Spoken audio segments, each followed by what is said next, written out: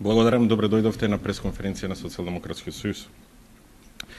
Почитувани, станува јасно дека Груевски потроши 4 години од животот на граѓаните на Република на Македонија со помош на лажни митови. Еден од тие митови е ВМРО ДПМН гради, а СДСМ ништо не изградил.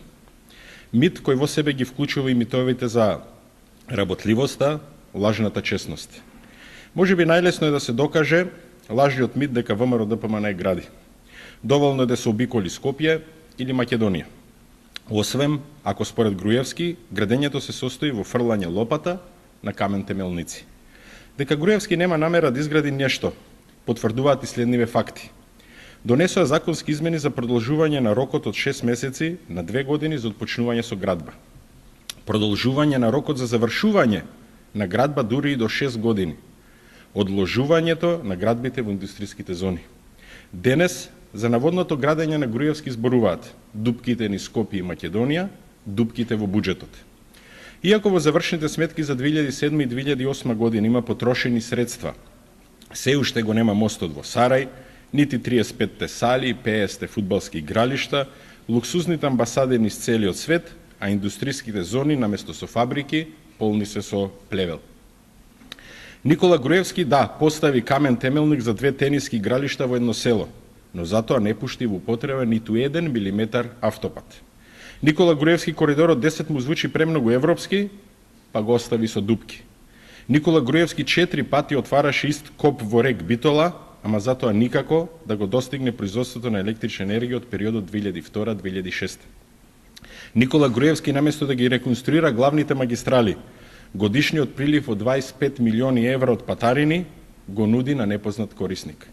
Никола Груевски ја започнува 5-тата година од мандатот, а 3 пати поставува камен темелник во средното училиште во Шутооризари.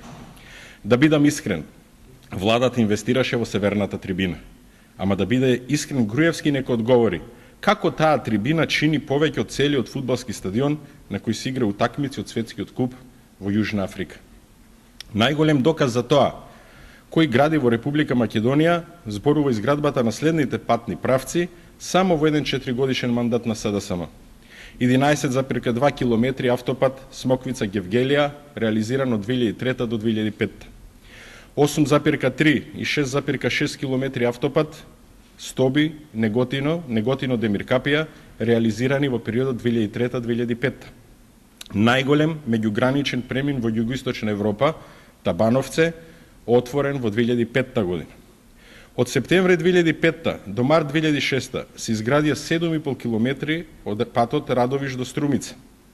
Во ноември 2005 година започна изградбата на обиколницата околу Скопје со комплетна финансиска конструкција. Во претходниот мандат, да подсетам, автопатот Скопје-Тетово Гостивар во вредност од 250 милиони евра. Никола Груевски започнува 5-тата година од својот премиерски мандат, а митот за градење во областа на енергетскиот сектор црвена е од срам. Ниту се изградени магистралните водови за природниот газ, ниту во 2008-та започна да се градат Чебрен, Галиште и Бошков мост. Веројатно, како добар виц, Груевски и Ставревски си го раскажуваат ветувањето за концесија за мали хидроцентрали на секои 6 месеци. А за Вардарска долина ниту 2010-та ќе биде како ветената 2008-та. А како вишна на шлагот е термоелектраната Неготино. Премиере, читаш дека си ветил инвестиција од 250 милиони евра веднаш после изборите, а готова да биде 2010 година?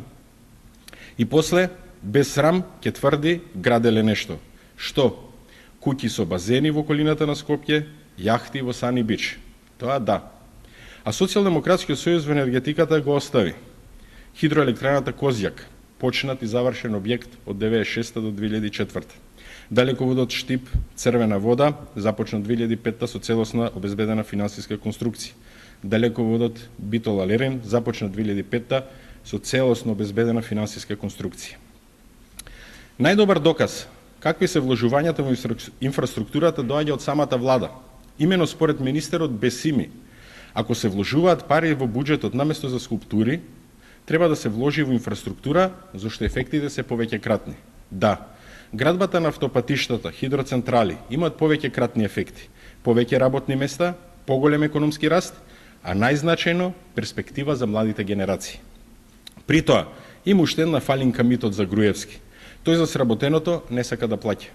Со закони ми одлага од платата за сработеното, со закони наметнува рокови на компаниите за плаќање кон државата.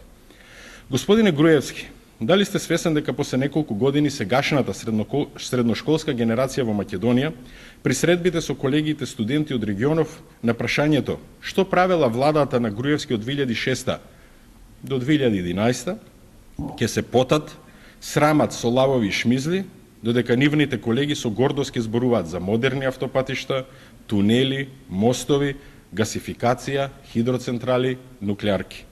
Не се зафативте со ниту еден крупен долгорочен објект, затоа што се плашите кои ќе ги добија аплаузите. Бегате од енергетските објекти за да фамилијата увезува повеќе. Камче не поставивте на коридорите 8 и 10, зашто тие се синоним за Македонија во Европа. Благодарам. Доколку има некој прашање, повелете.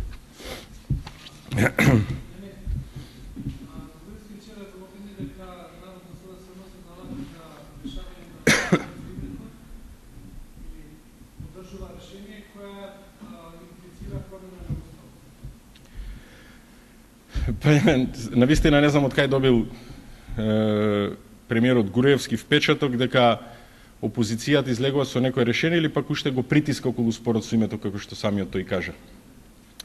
Премиерот сам си замислува став на опозицијата и самиот си дебатира по тој став. Социјалдемократскиот сојуз останува на истата позиција, а тоа е дека ќе го прифати секое решение кое што ќе го договори Груевски и воопшто не врши никаков притисок. Се надеваме дека Груевски ќе престане да бара алиби со притисок кон опозицијата за да ја замени катастрофалната состојба во Република Македонија.